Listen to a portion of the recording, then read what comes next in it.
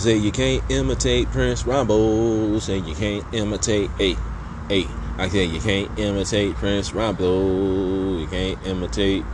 Said nigga said Rob Lowe. Like my name Rob Lowe or some shit, right? Fucking up my own name. Well, anyway, peace and love, everybody. This be the Corn Man once again. Al Corn Inc., aka Al Corn Incorporated.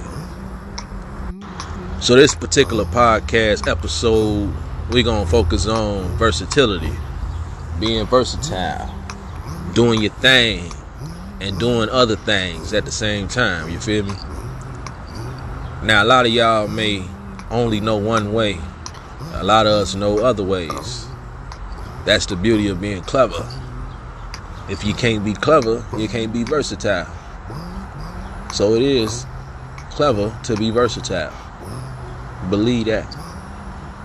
Now, me as a human being, me as a male, me as a man, me as a boy, me as an artist, as a rapper, as a student, as a son, as a nephew, as an uncle, as a cousin, a brother, a friend, a boyfriend, all that shit.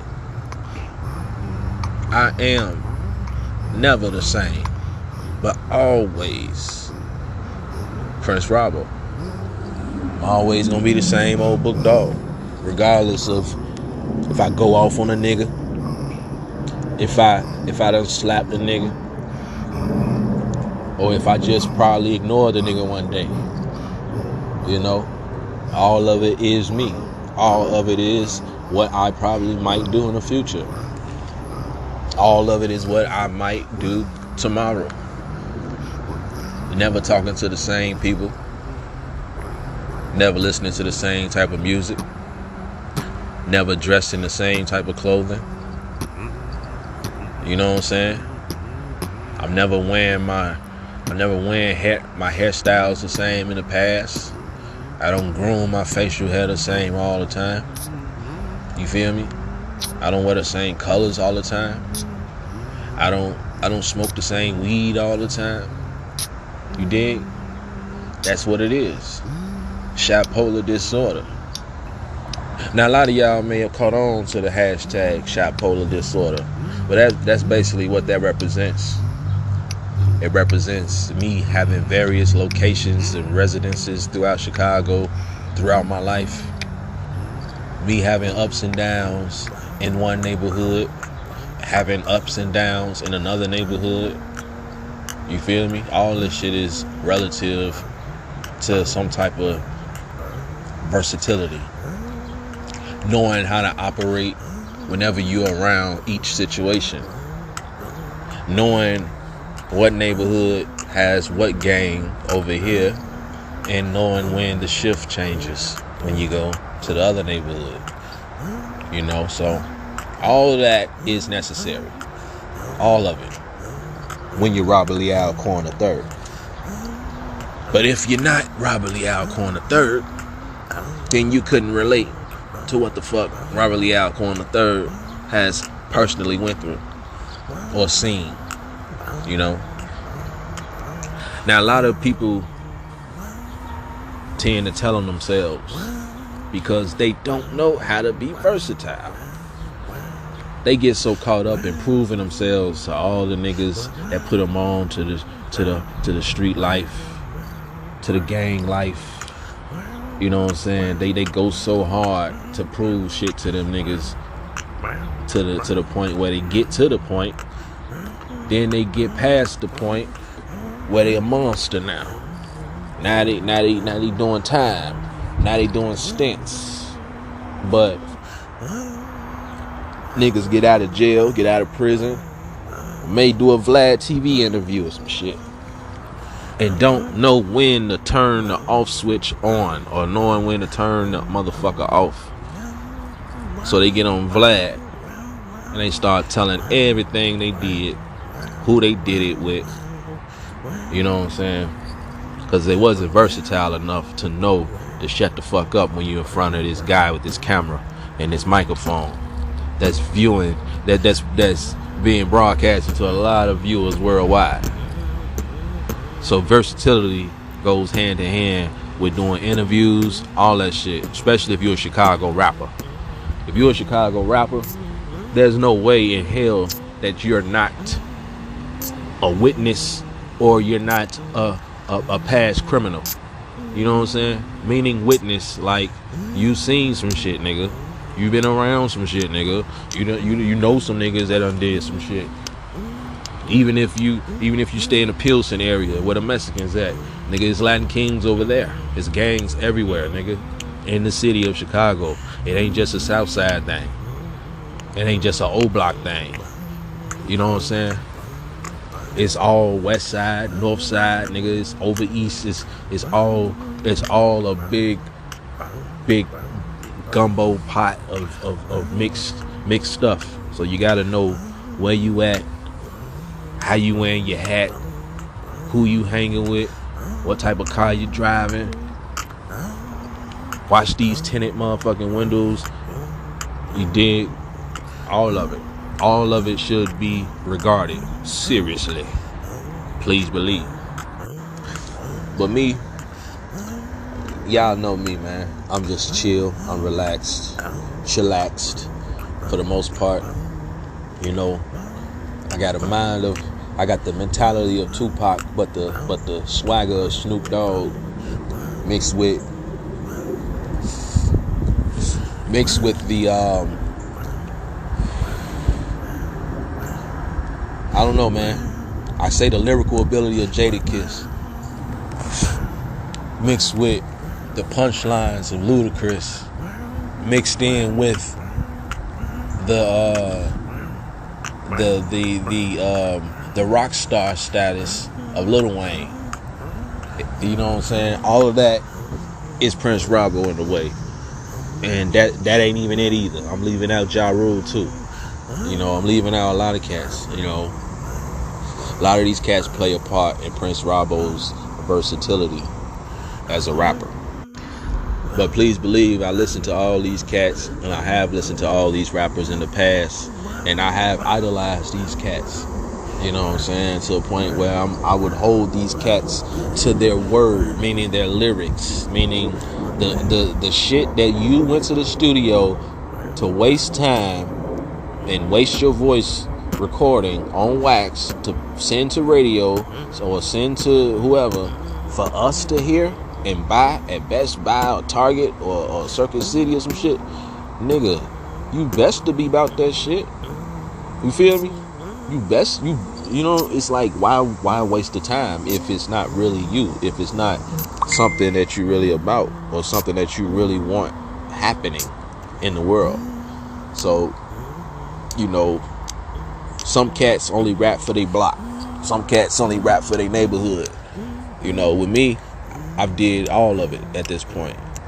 I rap for the block, I rap for the neighborhood, I rap for my other neighborhood, you know, even when I wasn't a resident, you know, because I always feel in my mind, if I have the ability, why not? If I have the ability to represent and put on for everything, if it's a part of my story, then why not do it? You know, I learned early on that eventually I'm going to keep on learning. I'm going to get bored eventually. So I have to move around.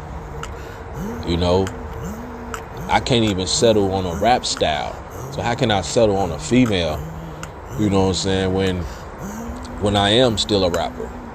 So being a rapper and being in a relationship was total chaos.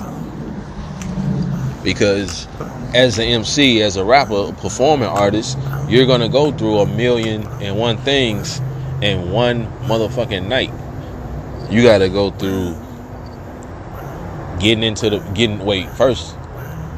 place. You know what I'm saying? Open mic venues or whatever. Having the music prepared first. Some people don't even have their music prepared. Some people don't even know how to edit their own music. Some people only have this song. They only have the MP3. And they'll take that straight to the show. And they'll let the DJ play that and they'll just rap over the actual recording. that's released for the world to see and hear. But nah, man, you gotta edit that shit. You know, you gotta edit your vocals to the point where, you know, they're low enough, but they're visible to help you when you're performing on stage. A lot of cats don't do that.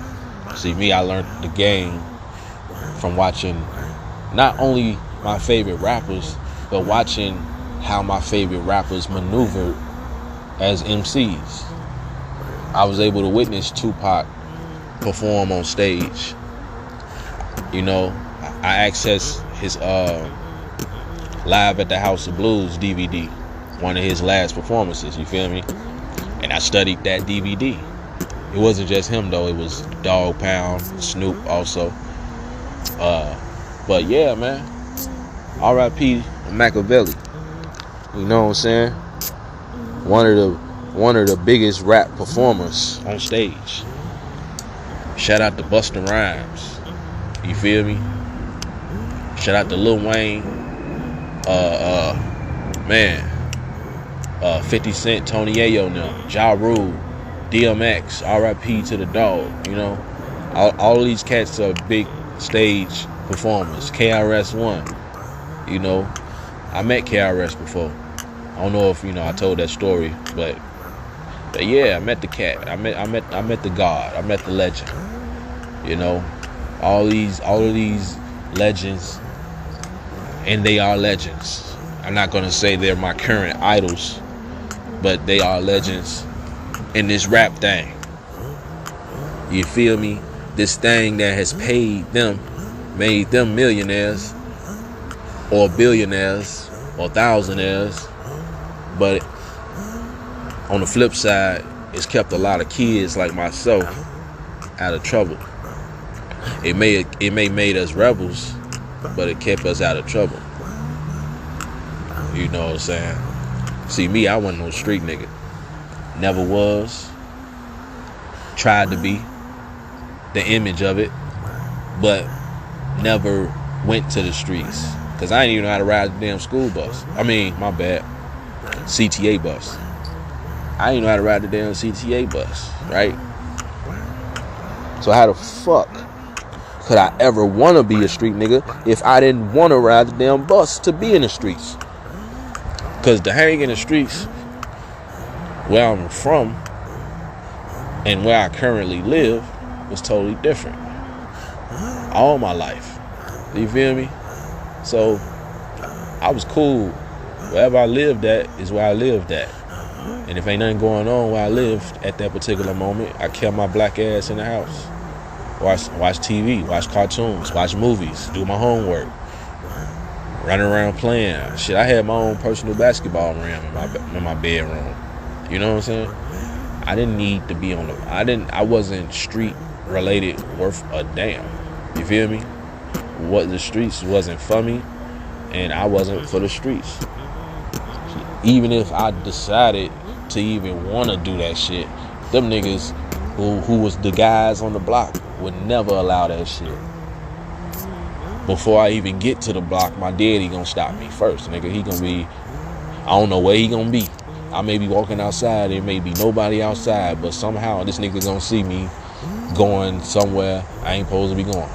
And he always gonna check a nigga. So I come up under a militant upbringing on my daddy's side, you feel me? So if I gotta get down, I'm gonna get down for mine.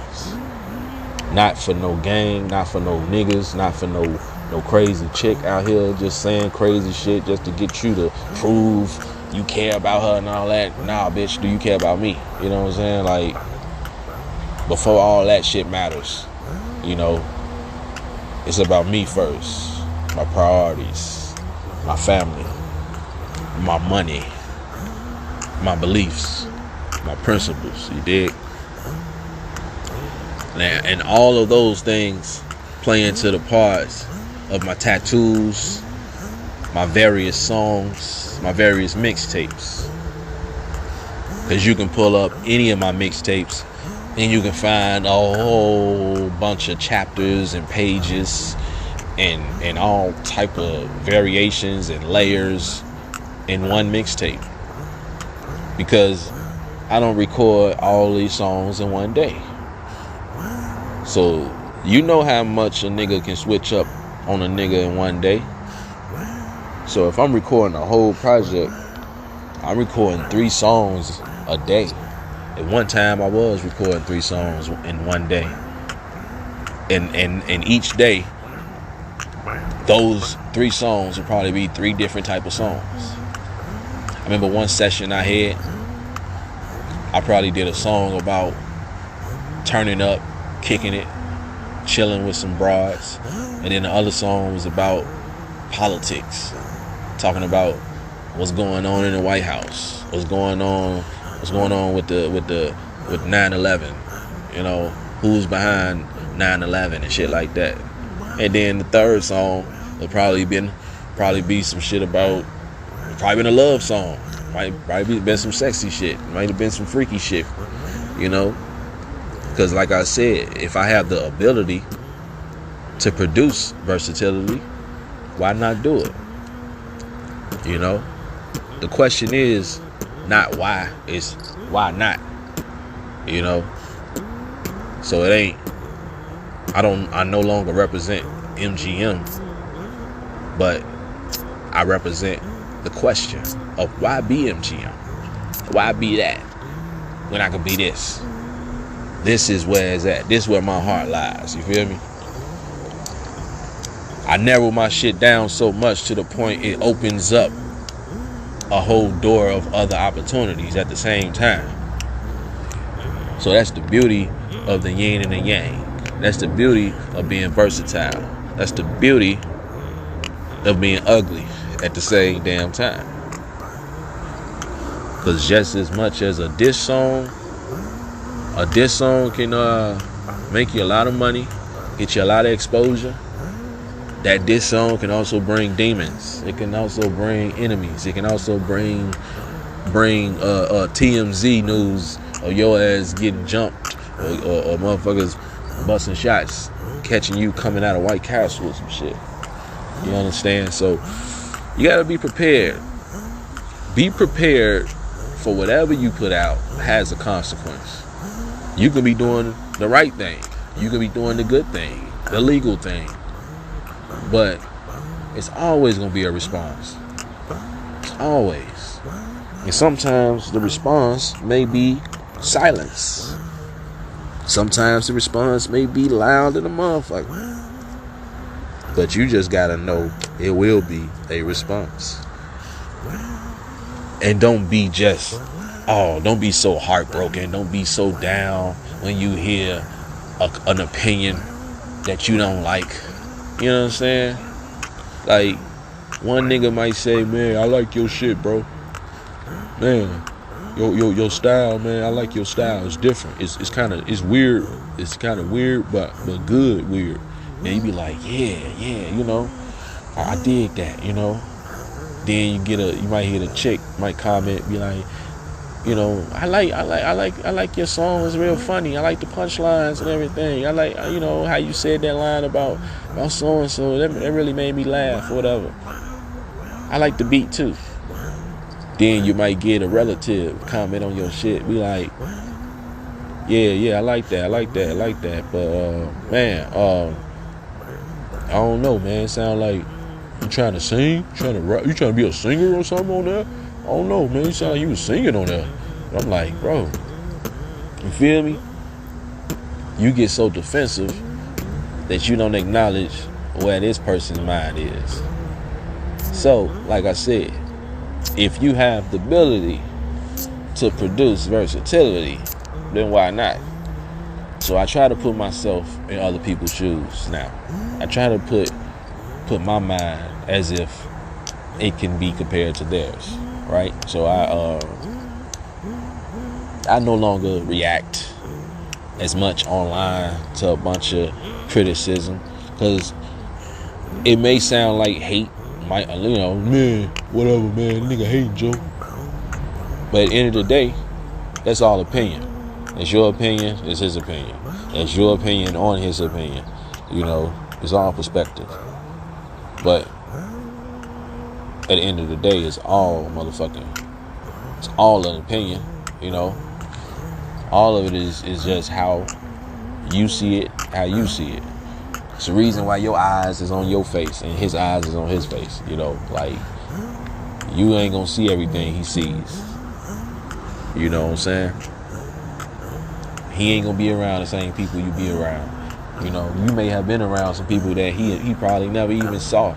They probably dead and gone. So you can't just accept or expect people to understand your knowledge or even know what you know.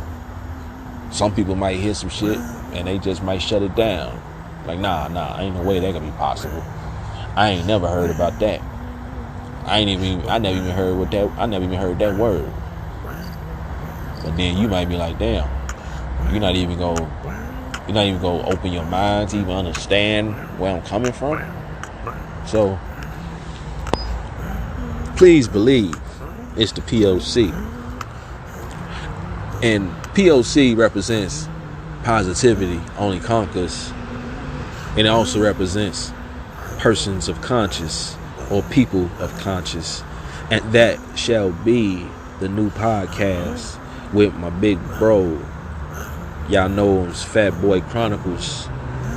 Big Lindsay. You smell me? But that's pretty much all I got to say, man. You know, about this versatility thing. You know, always be you. But at the same time, always know how to maneuver. That's what versatility is about. Knowing how to maneuver. Knowing how to move in a room full of vultures. You know what I'm saying? Wherever you located, wherever you have to locate or vacate, you got to know how to maneuver. That's the beauty of survival.